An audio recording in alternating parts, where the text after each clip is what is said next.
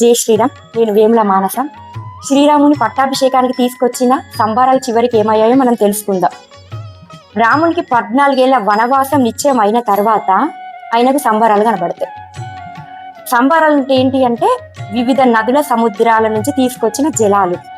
అయోధ్యకాండ 19వ సర్గ 31 శ్లోకం ప్రకారంగా అభిషేచాన్ని కంబాండం కృత్వా రామః ప్రదక్షిణం శనైర్జగామ సాపేక్షో దృష్టిం తత్ర విచాలయన్.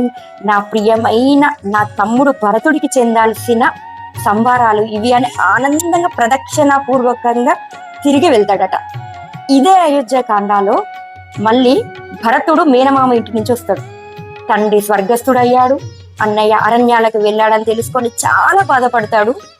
మనకి 79వ సర్గలో 6వ శ్లోకం ఏమని ఉంటుందంటే అయినా కూడా అభిషేచాన్ని కంబాండం కృత్వా సర్వం ప్రదక్షిణం భరతస్థం జనం సర్వం ప్రత్యువాచా దృఢవ్రతగా. ఇది ధర్మాత్ముడైన నా అన్నకు చెందాల్సిన సంబారాలు అని చాలా బాధపడుకుంటూ ఏడ్చుకుంటూ తిరుగుతూ ఒక మాట అంటాడట. ఏమని అంటే రామః పూర్వో హినో భ్రాత భవిష్యతి మహీపతికి అహం త్వరణ్యే వత్సామి వర్షాన్ని నవ పంచచ. ఒక తుచ్చుని నేను అయోధ్యకు రాజు కావడం ఏంటి? ధర్మాత్ముడైన నా అన్ననే ఎప్పటికీ అయోధ్యకు రాజు. నేను ఆయనని ఎలాగైనా తీసుకొచ్చి ఇవే సంబారాలతో పట్టాభిషిక్తుని చేస్తా. నా అన్నకు విధించిన 14 ఏళ్ల వనవాసాన్ని నేను పూర్తి చేస్తా అని వనాలకు వెళ్తాడు.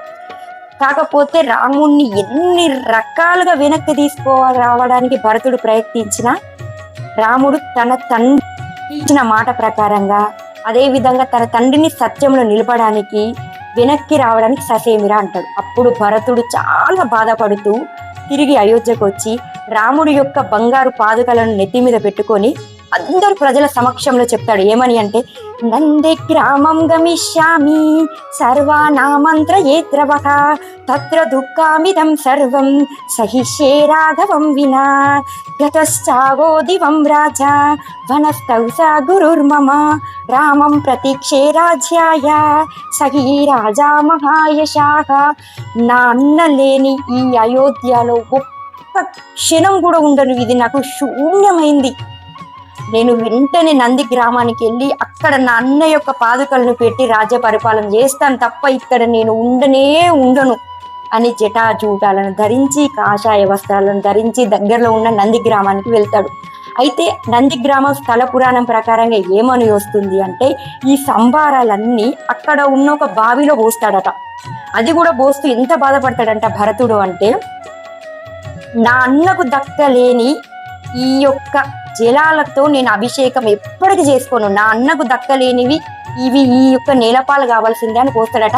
కాకపోతే ఇప్పటికి కూడా ఆ బావి ఎప్పటికీ విండదు అన్నట్టు. అంతేకాకుండా ఒకసారి చూడండి దీనికి ఎంత పెద్ద నీతి ఉంటది అని అంటే కైకే ఏమని కోరింది దశరథుని? నవపంచచ వర్షాన్ని దండకారణ్యమాశ్రితగా చీరాజిన జటాధారి రామభవతు తాపసగా. నా కొడుకు రాజు కావాలి అంటే నీ కొడుకు వనాలకు వెళ్ళాలి, అది కూడా జటాజూటాలని కట్టుకోవాలి, కాషాయ వస్త్రాలని ధరించాలి, కింద పడుకోవాలని కోరితే చివరికి అది భరతుడు కూడా వర్తించింది.